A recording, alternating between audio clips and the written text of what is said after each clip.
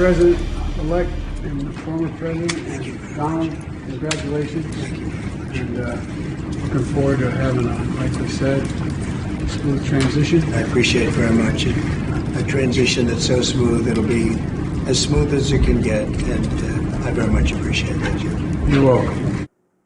President-elect Donald Trump met with President Biden today at the White House, making a triumphant return to Washington a week after his decisive election victory. The pair exchanged pleasantries and promised a peaceful transition of power. Trump also spoke this morning to House Republicans, where Speaker Mike Johnson dubbed him the comeback king. Here to discuss the latest is Jesse Byrnes, senior editor here at The Hill. Jesse, Trump and Republicans appear to have full wind at their sails, patting themselves on the back a little bit here in Washington today. When do you think the rubber is going to hit the road? Day one. The moment that Trump is inaugurated on January 20th, his team is signaling that he will get to work on at least the executive order aspect of his agenda. We understand that he's going to be coming into office with a huge 100-day mission to go after those who are in the country illegally, starting this mass deportation program, to really to execute on the agenda that he campaigned on this entire time.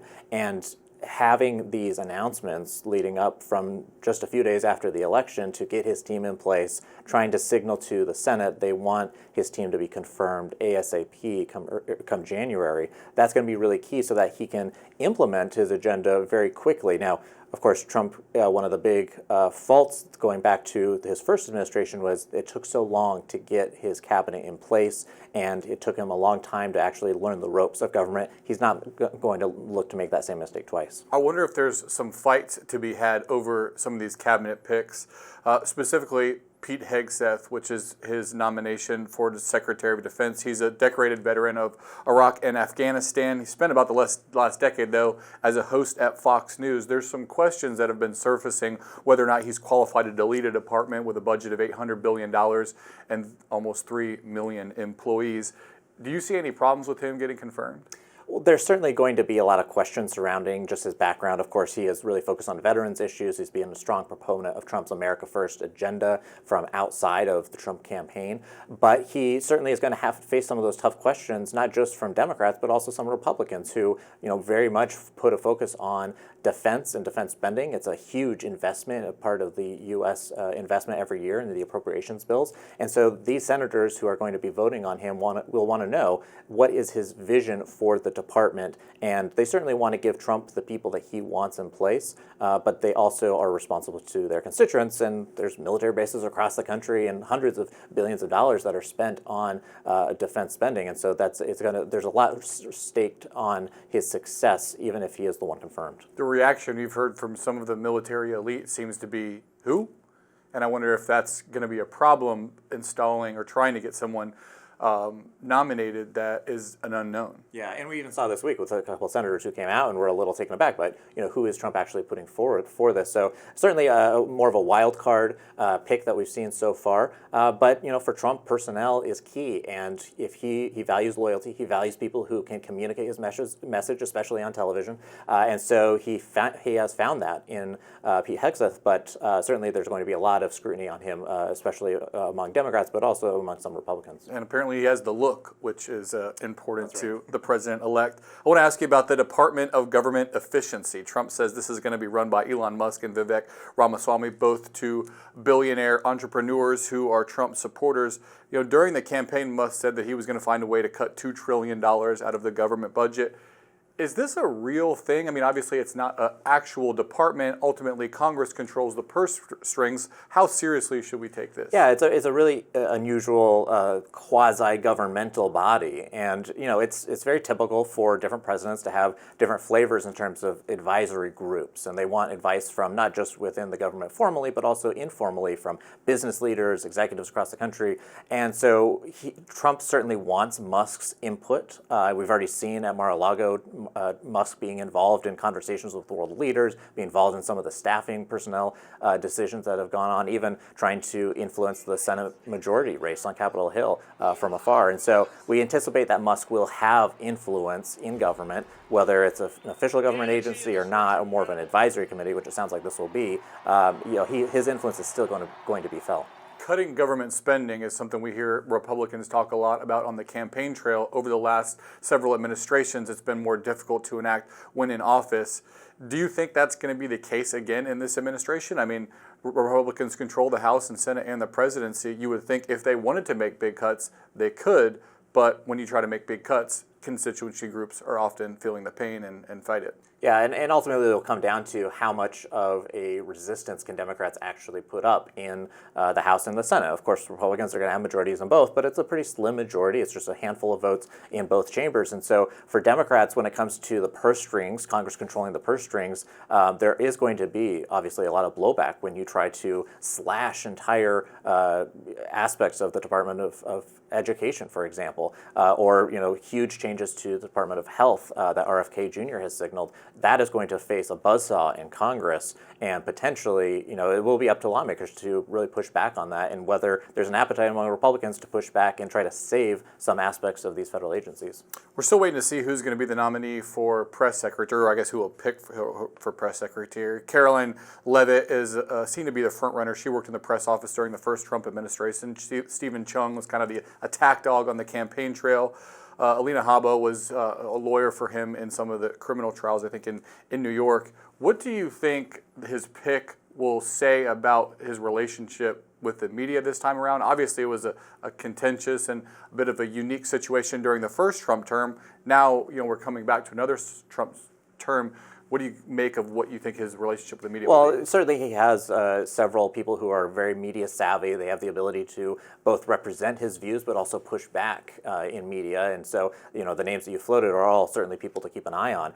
In the first Trump administration, we had a collection of people rotating door. We had Sean Spicer, Kayleigh McEnany, Sarah Huckabee Sanders. And for each of them, they all had their different strengths and weaknesses when it came to standing at that lectern. And so I think one thing that you can count on is someone who is going to be able to articulate Trump's message on immigration specifically is going to be a huge hurdle, especially with the blowback that we anticipate on day one if these mass deportations are actually implemented. Someone who can explain his position and also field questions in an articulate way. But certainly Trump values loyalty. Someone who has his ear at all times is going to be the person who will ultimately be in that role. I want to ask you about this Wall Street Journal report that says that the Trump transition team is this draft executive order that would set up something they're calling a warrior board to evaluate current members of top military brass and could allow the purge of some of these top officials. For those who fear a second Trump term, this is kind of, I think, what they're talking about. How seriously do you take this? Because it is apparently just a draft.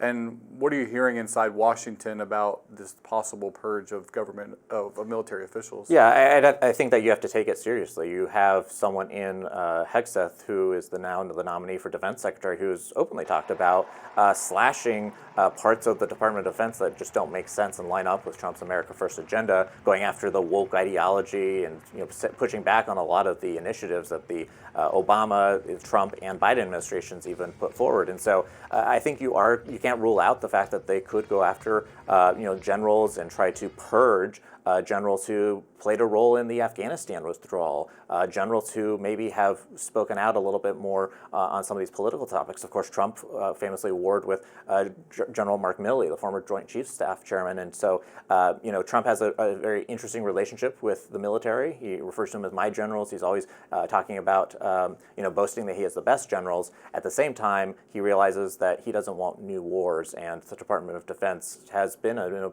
a defensive posture for quite a long time. I would imagine if he just starts ousting generals that he disagrees politically or for pet issues that he thought they were on the wrong side of it, there would be some pushback within the military and even among Republicans in Congress who have allies in the military. There are, and definitely, the messaging that we've seen so far is very much trying to turn the department on its head. And what they actually carry out will likely be more conservative than what they've signaled so far, depending on the pushback that they receive. But I think that there will be, these are going to be the questions that are asked when Hegseth goes before the Senate for confirmation hearings. How serious are you about actually actually implementing some of these major overhauls that you have signaled that you want to do. I guess that's assuming we have confirmation hearings. There's been this talk of recess appointments. Recess appointments, right. Yeah. Jack Smith, the special counsel who's been prosecuting Trump over his actions regarding the 2020 election and handling of classified documents, says he will resign before Trump takes office, essentially ending these cases. There's just a question of whether or not his final report will be issued and eventually made public before the inauguration. After all this, I wonder, whatever you think of these investigations, it seems like a failure of justice that they weren't able to, in 4 years, come to any sort of conclusion or really, even get really that far in these cases. Well, obviously, legal battles take a long time, and especially in these federal cases, there's a lot of moving pieces that the investigators just take time to actually establish facts and before they can even charge certain individuals. And so, right now, I think the big question is, does the Department of Justice, does current Attorney General Merrick Garland release that report before Trump takes office? If he doesn't, then, will that report ever see the light of day? Most likely not, because... Surely he will, right? I mean, it seems like a foregone conclusion that they would publish that and release it to just have some show of the work that they did. Yeah, but it will have to, the intelligence community is going to have to go over it. There are going to be redactions. So there's a process here. Of course, these span multiple states, multiple federal agencies, and so there's a huge hurdle over the next couple of months. We anticipate it's going to move very quickly, and they will actually get it done. But for Jack Smith, it was very clear that the moment that Trump won, the investigation was going to be over. It's just a matter of how he preserves the findings that he has so far. All right, that's all I got. Jesse Byrnes, senior editor here at The Hill. Thanks so much for joining us. A new report from the Bureau of Labor Statistics shows inflation went up in the month of October, but the slight uptick was in line with economists' estimates. The Consumer Price Index showed goods and services across the spectrum increased 0.2% since September and were up just over 2.5% since October of last year. In a separate report, the BLS said average hourly earnings increased nearly 1.5% over the last year. Economists say the new numbers show no surprises and the Fed should be on track to cut interest rates again in December. Has the public been kept in the dark about UFOs? Several experts spoke out against what they say is a cover-up today at a House Oversight and Accountability hearing, pleading with Congress to take action and expose the truth. NewsNation's Joe Khalil has the latest on the whistleblowers pulling back the curtain on what they say is secret UFO research. Well, Drew, for those not familiar with the UAP phenomenon, what you heard in that hearing today was bombshell. You had people who were former military officials, people who worked for NOAA or NASA or other agencies that said under oath today that they have evidence that the government has in its possession crashed UAPs or UFOs, and that there has been a program to try to reverse engineer those vehicles, and that Congress is authorizing money to pay for it without actually knowing that that is where their money is going. Obviously, that is a lot, and the Pentagon denies that this is happening or has ever happened, but these people are now under oath saying it, and they're not the first group of former military officials to come forward and say such things. We've had the similar hearing last year. You got even more of it now. There were some really interesting exchanges. I want to play one for you between Congressman Jared Moskowitz and Lou Elizondo, former Pentagon official, who says at that time he actually ran the program that the Pentagon had to investigate UAPs or UFOs. And the conversation came to an NDA that Elizondo says he had to sign. Take a listen. What department of the U.S. government gave you this document? I will say the Department of Defense. Unfortunately, I can't say in this forum much more than that. You specifically said the document said you can't talk about crash retrieval. Well, you can't talk about Fight Club if there's no Fight Club. Correct.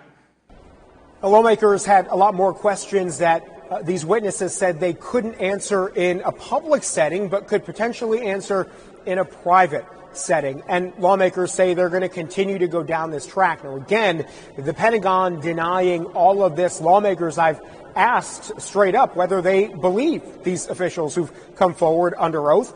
Many of them say they're still not sure. They haven't seen definitive evidence, but they think there is something to these stories that people are now coming forward and sharing. So you can imagine, Drew, this issue is not going away anytime soon.